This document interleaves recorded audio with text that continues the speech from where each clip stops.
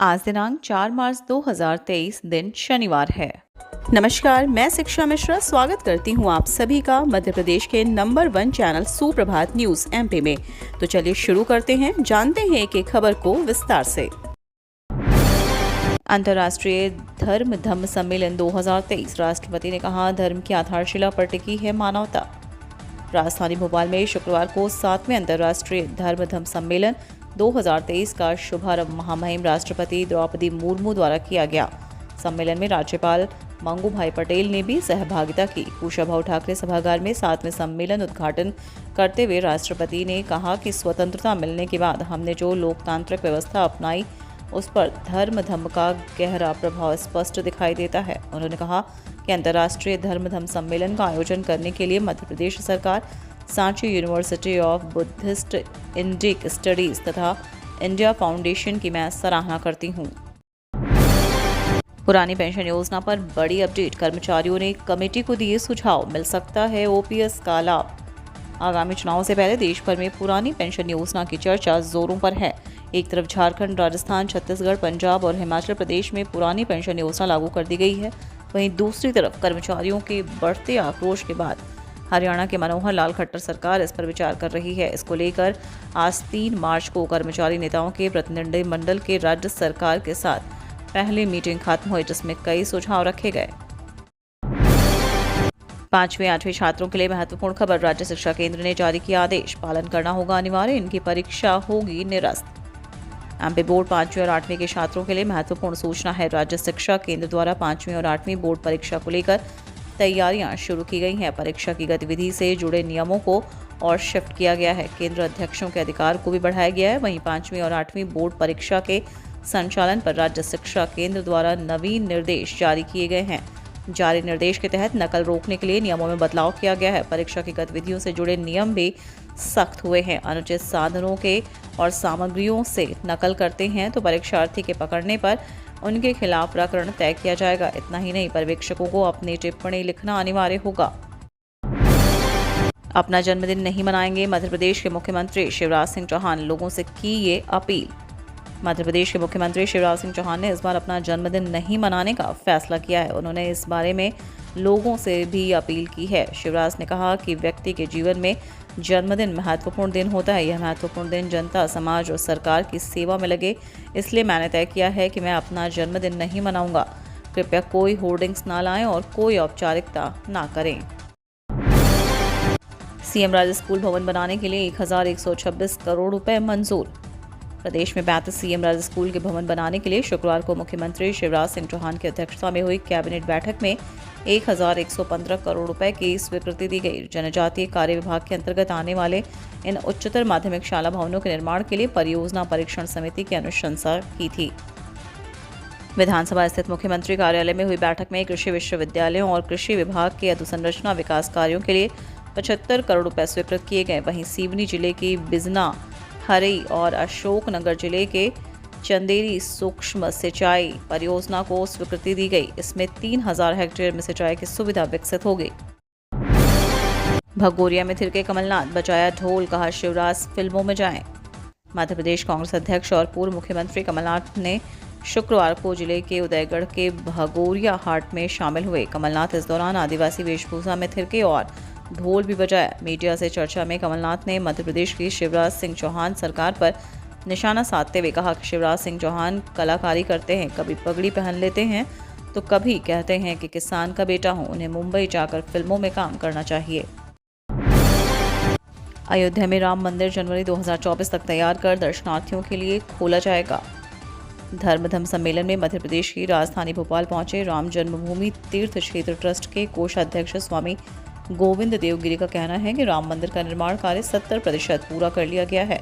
2024 के जनवरी के तीसरे सप्ताह में रामलला की स्थापना के साथ भव्य राम मंदिर के प्रथम तल का निर्माण कार्य पूरा कर लिया जाएगा। इसके साथ ही लोगों के दर्शन के लिए राम मंदिर में व्यवस्था शुरू हो जाएगी।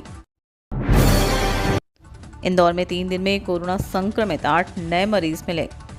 लोगों के लापरवाह रवैये के कारण इंदौर शहर में कोरोना वायरस के नए मरीज मिलना फिर से शुरू हो गए हैं। जानकारी के अनुसार पिछले 3 दिनों में शहर में कोरोना के 8 नए मरीज मिले। मध्य प्रदेश में अभी कोरोना के कुल 13 एक्टिव मरीज हैं, जिनमें से 8 इंदौर के ही हैं। हैरत की बात यह है कि कोरोना वायरस के बढ़ते मरीजों की संख्या के बावजूद भी स्वास्थ्य विभाग की ओर से ना तो बुलेटिन जारी किया गया और ना ही लोगों को सतर्क रहने की सूचना दी गई है। छतों पर सोलर पैनल लगाने वालों को मिलेगी छूट। घरों की छत पर सोलर पैनल लगाने वालों को नगर निगम आगामी बजट में विशेष छूट दे सकता है। इसकी तैयारी भी हो गई है। इंदौर को सोलर सिटी के रूप में विकसित करने की दिशा में काम करते हुए निगम यह कदम उठाने जा रहा है। उम्मीद की जा रही है कि निगम का यह कदम लोगों को घरों की छत पर सोलर पैनल लगाने के लिए प्रेरित करेगा। खुद निगम भी अपने परिसर में सोलर पैनल स्थापित करने की दिशा में काम करेगा। प्रदेश के 26 जिलों के हर गांव में 9 बैंक खोलेंगे एक शाखा। जमा निकासी से लेकर बैंकिंग ऋण लेने की सुविधा अब ग्रामीणों को उनके गांव में ही मिलेगी। खेती किसानी के साथ अब तेजी से ग्रामीण व्यापार में कदम बढ़ा रहे हैं, जिससे उन्हें बैंकिंग सेवा की अति आवश्यकता महसूस हो रही है। इसके लिए ग्रामीणों को शहर जाना पड़ता है। इन्हीं समस्याओं को देखते हुए सरकार ने 9 बैंकों को ग्रामीण क्षेत्र में शाखाएं खोलने का निर्देश दिया है। इधर बैंक भी शहर में शाखाएं खोलकर ऋण बांटने का लक्ष्य आसानी से पूरा कर लेते हैं।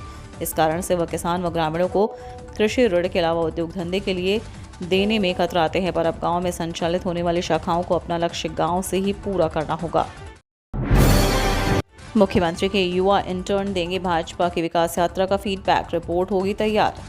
मध्य प्रदेश में 5 से 25 फरवरी तक चली विकास यात्रा में मंत्री विधायकों द्वारा किए गए विकास कार्यों के लोकार्पण और भूमि पूजन सहित क्षेत्र में उनकी स्थिति की रिपोर्ट मुख्यमंत्री के युवा इंटर्न तैयार करेंगे।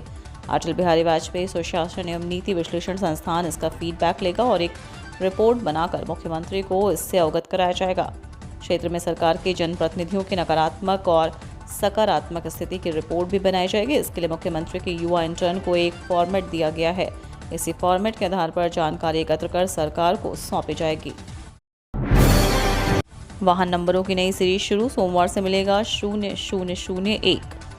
आरटीओ में वीआईपी नंबरों की नई सीरीज MP09ZM शुरू हो गई है। इस सप्ताह की नीलामी में इसके नंबर अपलोड नहीं किए गए थे, लेकिन अब सोमवार से इसके नंबर वाहन मालिकों के लिए नीलामी में उपलब्ध करवा दिए जाएंगे। इसमें कार के 0001 पर सबकी नज़र रहेगी। यह नंबर सबसे अधिक कीमत पर बिकता है।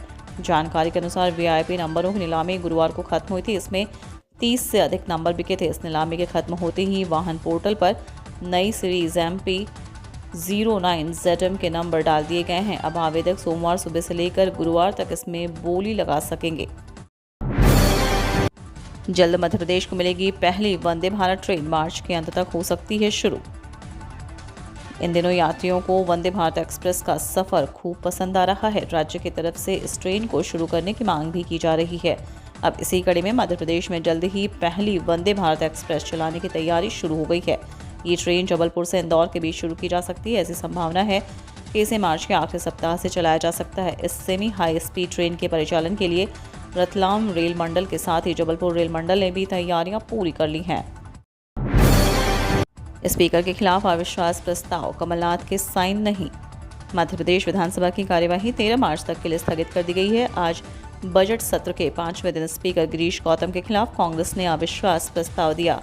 संसदीय कार्य मंत्री नरोत्तम मिश्रा के खिलाफ विधानसभा के प्रमुख सचिव को विशेषाधिकार हनन की सूचना दी। नेता प्रतिपक्ष डॉक्टर गोविंद सिंह ने संसदीय कार्य मंत्री नरोत्तम मिश्रा पर किताब फेंक कर मारने का आरोप लगाया। नेता प्रतिपक्ष डॉक्टर गोविंद सिंह ने विधानसभा के PS AP सिंह को अविश्वास प्रस्ताव की सूचना दी। इसमें 45 विधायकों के सिग्नेचर हैं।